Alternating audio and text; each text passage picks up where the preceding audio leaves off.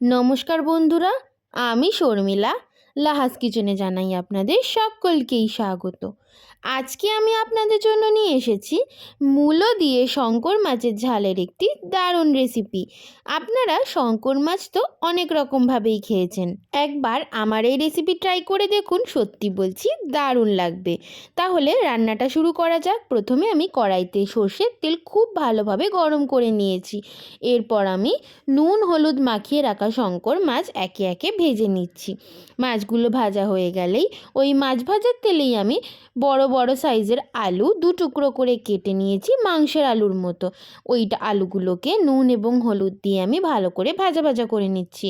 এরপর আমি কেটে রাখা মূলো ওই আলু ভাজার তেলেই ভেজে নিলাম। আমি কিন্তু মূলোতে কোনো নুন হলুদ ব্যবহার করিনি। এরপর আমি কেটে রাখা পেঁয়াজ এবং টমেটো দিয়ে ভাজা ভাজা করে 1/2 চামচ রসুন বাটা এবং 1/2 চামচ আদা বাটা দিয়ে দিয়েছি।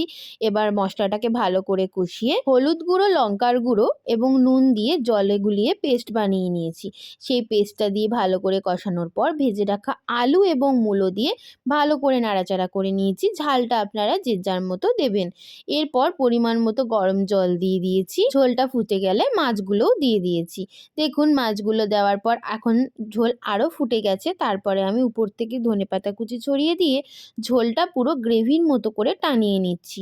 যখন ঝোলটা পুরো টেনে গ্রেভি হয়ে যাবে, ঠিক সেই সময় উপর থেকে গরম মশলা গুঁড়ো ছড়িয়ে গরম গরম সার্ভ করুন আজকের আমাদের রেসিপি মূলো দিয়ে শঙ্কর মাছের ঝাল।